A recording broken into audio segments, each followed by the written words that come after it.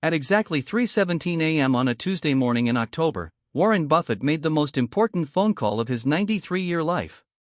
The man who had spent 7 decades building one of history's greatest fortunes was about to destroy his own reputation to save the American economy. On the other end of the line, Donald Trump was jarred awake at Mar-a-Lago by a call from the Oracle of Omaha, a man who had publicly criticized him for years and never called him directly about anything. Donald, Buffett's voice was shakier than Trump had ever heard it. "I'm sorry to wake you, but I've discovered something that's going to destroy everything we've built in this country. The economic collapse isn't coming, it's been planned. And it's going to happen in exactly 127 days. The call was unprecedented for multiple reasons. Warren Buffett and Donald Trump represented opposite ends of the American financial spectrum. Buffett was the patient, methodical investor who built wealth through decades of careful analysis and long-term thinking. Trump was the bold dealmaker who thrived on risk, leverage, and dramatic market moves. They had disagreed publicly on tax policy, economic strategy, and political philosophy for years. But something in Buffett's voice, a tremor of genuine fear from a man who had weathered every economic crisis since the 1950s, made Trump instantly alert. The Oracle of Omaha didn't panic. He didn't make dramatic predictions. He certainly didn't make emergency calls to politicians at 3 in the morning unless something was catastrophically wrong. "Warren, what are you talking about?" Trump asked, sitting up in bed and reaching for a pen. "What collapse? What's been planned?" "I need to see you in person," Buffett replied, his voice carrying an urgency Trump had never heard from the normally composed billionaire. "What I'm about to show you can't be discussed over any phone line, no matter how secure. Can you be in Omaha by tomorrow evening? And Donald, come alone. No staff, no security detail, no recording devices." This conversation never happened. The secrecy itself was alarming. Warren Buffett was the most transparent investor in American history, famous for his annual letters to shareholders and his willingness to discuss any aspect of his business philosophy. If he was demanding complete secrecy, whatever he had discovered posed an existential threat not just to their wealth, but to the entire American economic system. Trump spent the next 18 hours in a state of controlled anxiety he hadn't experienced since the most intense moments of his presidency. Every economic indicator, every market movement, every news report suddenly seemed potentially significant. Was this about inflation? Interest rates? A banking crisis? Or something far worse? The emergency call that changed everything. 18 hours later, Trump's private jet touched down at a small airfield outside Omaha. No flight plan had been filed, no official records would exist. The former president was driven through back roads to an unmarked office building downtown, where Warren Buffett was waiting in a conference room that had been swept for surveillance devices multiple times and shielded against every known form of electronic monitoring. Buffett looked older than his years, exhausted in a way that went beyond physical fatigue. His usually neat appearance was disheveled, his legendary calm replaced by visible agitation. Spread across the conference table were documents, financial reports, communication logs, and what appeared to be classified government papers that represented the most damning evidence of economic manipulation in American history. "Donald," Buffett said, his usually steady voice carrying notes of anger, betrayal, and profound disbelief, "for the last 60 years, I thought I understood how markets worked. I thought I understood the relationship between economic fundamentals and market prices, between supply and demand, between risk and reward. But I just discovered that everything I believed about the American economy has been a carefully orchestrated illusion." The documents spread across the table weren't just financial reports or market analyses. They were internal communications from a consortium of global financial institutions, central banks, multinational corporations, and government agencies that had been coordinating to engineer the largest economic collapse in world history. The plan was so comprehensive, so methodically designed, that it made the 2008 financial crisis look like a minor market correction. "Look at this," Buffett said, pointing to a strategic timeline that made Trump's blood run cold. "They've been systematically weakening every foundation of the American economy for the past 15 years. Not through natural market forces or normal economic cycles, but through deliberate manipulation designed to trigger what they call a controlled demolition of the financial system. The evidence was overwhelming and meticulously documented. Inflation hadn't been caused by supply chain disruptions or government spending, it had been artificially induced through coordinated commodity speculation, supply manipulation, and currency attacks. The housing market volatility wasn't natural market cycles, it was being driven by algorithmic trading programs specifically designed to create instability and force home ownership out of reach for middle-class families. Even the labor shortages were being artificially maintained through coordinated corporate hiring policies, immigration manipulation, and deliberate skills training restrictions designed to create dependency on government assistance programs. They call it Project Reset, Buffett continued, his voice growing stronger as his anger overcame his exhaustion. He showed Trump communication logs between CEOs of major corporations, central bank officials, international financial organizations, and government agencies spanning multiple administrations. The goal is to crash the American economy so completely, so devastatingly, that people will accept any solution, no matter how authoritarian, just to restore basic economic stability. The plan was breathtaking in its scope and cynicism. First, trigger hyperinflation to destroy savings accounts, fixed incomes, and pension funds. Second, collapse the housing market to force millions of families into rental dependency and eliminate the primary source of middle-class wealth. Third, crash the stock market to wipe out retirement funds and force elderly Americans into government dependence. Fourth, create mass unemployment through coordinated business failures and hiring freezes to break people's spirit and independence.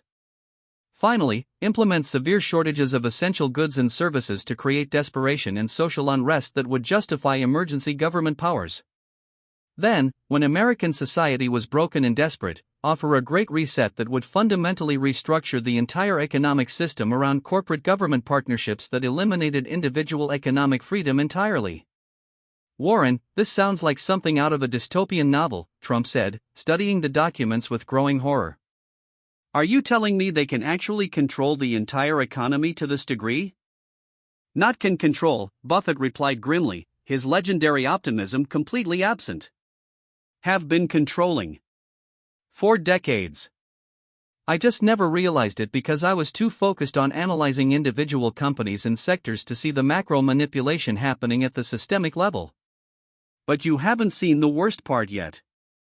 The revelation was personally devastating for Buffett in ways that went beyond financial implications. The man who had built his reputation on understanding market fundamentals, on being able to identify undervalued companies and predict long-term economic trends, had discovered that the markets themselves were artificial constructs controlled by forces he had never recognized or acknowledged. Every success he had achieved, every brilliant investment decision that had made him a legend, every market prediction that had enhanced his reputation as the Oracle of Omaha, had taken place within a rigged system designed to benefit the controllers while maintaining the illusion of free market capitalism. I've been a fool, Buffett said, his voice heavy with self-recrimination. All these years, I thought I was outsmarting the market through superior analysis and patience. But I was just a participant in an elaborate theater production, unknowingly playing a role written by people I never knew existed. The psychological impact was evident in every aspect of his demeanor. This wasn't just about discovering a conspiracy, it was about realizing that his entire worldview, his fundamental understanding of how America worked, had been based on carefully constructed lies. But what made me call you, Buffett continued, wasn't just discovering the conspiracy. It was discovering how close they are to completing it. The most shocking aspect of Project Reset wasn't its scope or sophistication, it was its timeline. According to the documents, the economic collapse was scheduled to begin on a specific date, February 14, 2025. Valentine's Day had been chosen deliberately, both for its symbolic value as a day when Americans would be focused on personal relationships rather than economic news, and because it would occur during a period when most people would be distracted by holiday celebrations in winter weather. They've calculated everything down to the hour, Buffett explained, showing Trump detailed economic models that predicted the cascade of failures with mathematical precision. Starting with a coordinated attack on regional banks at 9:30 a.m. Eastern Time, escalating to pension fund collapses by noon, then triggering mass corporate bankruptcies throughout the afternoon. Within 90 days, they project unemployment above 40% and inflation above 200%. The sequence was designed like a controlled demolition of a skyscraper, carefully timed explosions that would bring down the entire structure in a predictable pattern.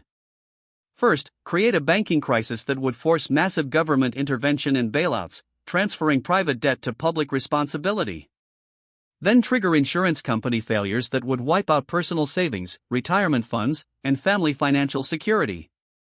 Finally, coordinate supply chain breakdowns that would create shortages of essential goods and services, forcing people to accept rationing, price controls, and government distribution systems that would never be dismantled. But here's the part that made me realize I had to call you, Buffett said, his voice dropping to barely above a whisper. They're not planning to rebuild the economy afterward. They're planning to replace it with something entirely different. What Buffett discovered will keep you awake at night. The post-collapse plan was even more disturbing than the destruction itself. Instead of restoring traditional free market capitalism, the architects of Project Reset intended to implement what they called stakeholder capitalism, a system where corporations, governments, and international organizations would coordinate to manage every aspect of economic life according to what they deemed to be optimal social outcomes. No more private property rights, Buffett explained, showing Trump legal frameworks that had already been prepared and tested in smaller markets. No more independent businesses. No more individual control over savings, investments, or major financial decisions. Everything would be managed by committees of corporate executives, government officials, and international bureaucrats. The new economic system would eliminate traditional employment relationships, replacing them with what they called universal basic services, government-provided housing, food, transportation, healthcare, and entertainment in exchange for complete compliance with social and political directives determined by algorithmic analysis of optimal social outcomes. They're not just planning to crash the economy, Buffett realized, his voice carrying a note of wonder at the audacity of the plan. They're planning to end economic freedom permanently and replace it with a managed society where individual choice becomes impossible. But the conspiracy went far beyond economics into every aspect of American society. The same organizations orchestrating the financial collapse were coordinating with media companies to control the narrative, with technology firms to monitor and restrict communication, with educational institutions to reshape how children understood economics and individual rights, and with government agencies to implement emergency powers that would never be relinquished. Look at these communication logs, Buffett said, showing Trump coordination between financial institutions and news networks that revealed a level of media manipulation that dwarfed anything either man had imagined. They've already prepared the media coverage for the collapse. Every major outlet has pre-written stories explaining why the crisis was inevitable and why their proposed solutions are the only way forward. The media strategy was comprehensive and sophisticated, designed to shape public perception from the moment the crisis began. Rather than appearing as the architects of the collapse, the conspirators would present themselves as the wise leaders who had predicted the crisis and developed solutions. Independent voices who attempted to expose the manipulation would be immediately discredited as conspiracy theorists spreading dangerous misinformation during a national emergency. They've even prepared the social media response, Buffett continued, showing Trump algorithms and content moderation plans that would automatically suppress any discussion of deliberate economic manipulation.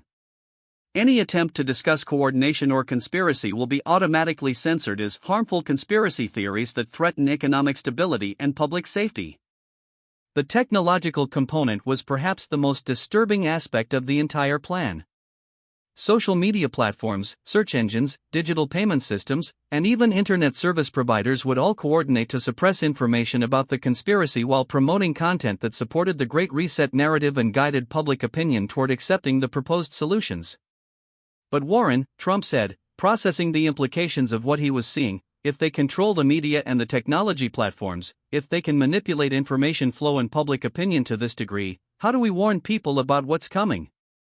That's exactly why I called you, Buffett replied, meeting Trump's eyes directly. You're the only person in America with enough independent media reach and credibility with skeptical audiences to bypass their information control systems. The plan that could save America or destroy both of them. The alliance would have seemed impossible just days earlier. Buffett represented old-school institutional respectability, careful analysis, and gradual wealth building through patient investment strategies. Trump embodied anti-establishment populism, bold risk-taking, and dramatic market moves that traditional investors considered reckless. But facing the complete destruction of American economic freedom, their differences in style and philosophy seem trivial compared to their shared commitment to preserving individual liberty and the free market system that had made both of their successes possible. The strategy Buffett proposed was as risky as it was necessary. Using Trump's upcoming rally tour and media appearances, they would systematically expose different components of Project Reset, building public awareness and resistance before the collapse could be triggered according to the planned timeline. "We start with your rally in Nevada next week," Buffett explained, laying out a comprehensive exposure campaign that would unfold over several months. "You announced that you have evidence of a planned economic attack on America. That creates immediate national attention and forces people to start paying attention to economic warning signs they might otherwise ignore. Simultaneously, I'll begin liquidating major positions and moving Berkshire Hathaway assets to crisis-resistant investments. When the Oracle of Omaha starts dramatically changing his portfolio, the entire financial world pays attention. It will send a signal that something major is coming without triggering panic." The timeline was critical. They needed to expose enough of the conspiracy to prevent its success, but not so much or so quickly that the conspirators would simply accelerate their timeline and trigger the collapse immediately rather than risk having their plan completely exposed. "The key is creating enough public awareness that people can protect themselves," Buffett emphasized, while building political resistance that makes the post-collapse reconstruction impossible to implement. If millions of Americans move their assets to safety and start preparing for economic disruption, it becomes much harder to engineer a complete collapse. But the plan carried enormous risks for both men. Trump would be accused of spreading dangerous economic misinformation that could trigger the very crisis he was trying to prevent. Buffett would be seen as betraying the financial establishment that had made him one of the world's richest men and most respected investors. If this fails, Buffett warned, his voice carrying the weight of decades of experience with high-stakes decisions, if people don't believe us or if the conspirators successfully discredit our warnings, we'll be blamed for any economic problems that follow. Our reputations, our legacies, everything we've built over our entire careers will be destroyed. Trump studied the evidence one more time, recognizing that this decision would determine not just his own future, but the economic future of every American family. "Warren, in all your years of investing, have you ever seen evidence this compelling of systematic market manipulation?" "Never," Buffett replied without hesitation. "And that's exactly why I'm willing to risk everything to stop it." Everything changes in the next 48 hours. 2 days later, at a packed rally in Las Vegas, Trump stepped up to the podium knowing that the next 30 minutes would either save the American economy or trigger the very crisis he was trying to prevent. The crowd was electric with anticipation, sensing that something unprecedented was about to happen but having no idea what they were about to witness. "My fellow Americans," Trump began, his voice carrying across the arena and through live streams to millions of viewers around the world, "tonight I'm going to tell you about the greatest threat to your financial security that you've never heard of. A threat so sophisticated, so carefully planned, that it makes every previous economic crisis look like amateur hour." As Trump spoke, Warren Buffett was simultaneously conducting the most dramatic portfolio transformation of his career.